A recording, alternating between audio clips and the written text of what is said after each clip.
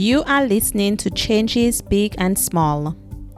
This is Damian, your host, as we explore what makes change exhilarating. This is the last in the series where it's just me speaking on the microphone. Next week, I'll be back with another interview. Happy New Year 2020! Sorry about the croak. I've been trying to prevent a cold from landing for the past week, but that seems to be my gift for the new year, so it is what it is. I remember years ago, working at schools, we had 2020 plans, and it seemed so far away. Now, here we are at the start of a new decade. Many people tend to make New Year's resolutions, but you don't have to wait for the start of a new year or a new week or even a new day to take a step towards change. If there is something that's been on your mind, you probably don't even need to do any more research. It's easy to get caught up in the planning or research stage and get completely overwhelmed by all the information out there. As we've talked about in the past episodes, a change starts with one small step, one moment, which provides something that you can build on. Dispenza says, "The moment you decide to do something differently, get ready, because it's gonna feel uncomfortable. It's gonna feel unfamiliar. There is gonna be some uncertainty. You're not gonna be able to predict the next moment. That means you've left your known biology and you're stepping into the unknown." Does that sound scary to you? Given that change is so difficult, what's the secret? How can we make it a little bit more graceful?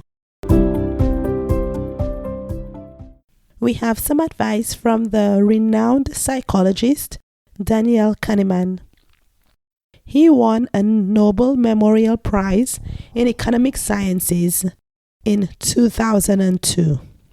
He talks about change being difficult and then goes on to provide some guidelines for being able to make changes in his chat with Shane Parrish during episode 68 of the Knowledge Project.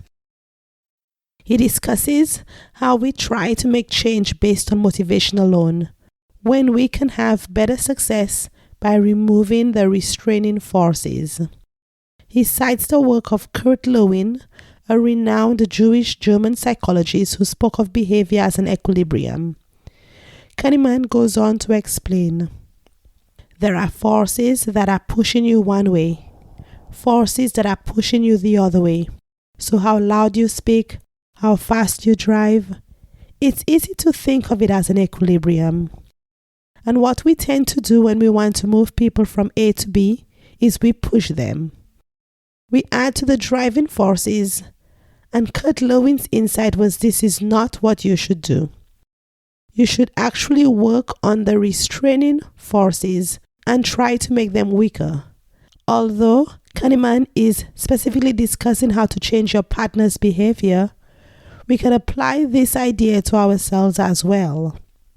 To find out the restraining forces stopping you from doing whatever the behavior change is that you want, ask, why are you not yet doing the behavior you'd like to make a new habit? This is consistent with the work of James Clear as well in his book Atomic Habits. He talks about how he built the habit of consistently flossing twice a day by changing his flossing tools and putting them in a place where he sees them every time he brushes his teeth. He also suggests that you could move your couch so that you're not facing the TV, or remove the batteries from the remote control if you'd like to watch less TV. From these examples, we can see that restraining forces can be anything that's making it really easy to continue to do the behavior you'd like to replace, or that stops you from performing an action towards your new habit. James Clear talks about the habit loop. The 4 steps are cue, what will cause you to do the behavior, craving, What's your motivation? Response. That's the third action that you will repeat over time to build a new habit. Reward. What is the result of this new habit? What's in it for you? If you're struggling for how to create a new habit, give it a try. While you may want to read the whole book, you can definitely get started by learning more about the approach on his website and by watching a video on how his 4-stage model works. I'd love to hear from you. Did anything resonate with you from what I've shared today? This is the last of our special series. I'll be back next week with an interview. To finish up today, I leave you with this question. What can you change about your environment to make it easier to interrupt an old habit and start a new action today? Happy 2020 once again.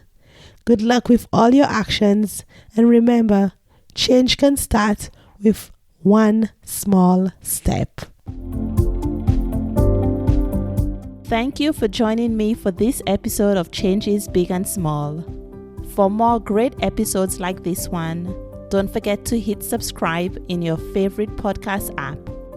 This will let you automatically download new episodes every week. Have a wonderful day, everybody.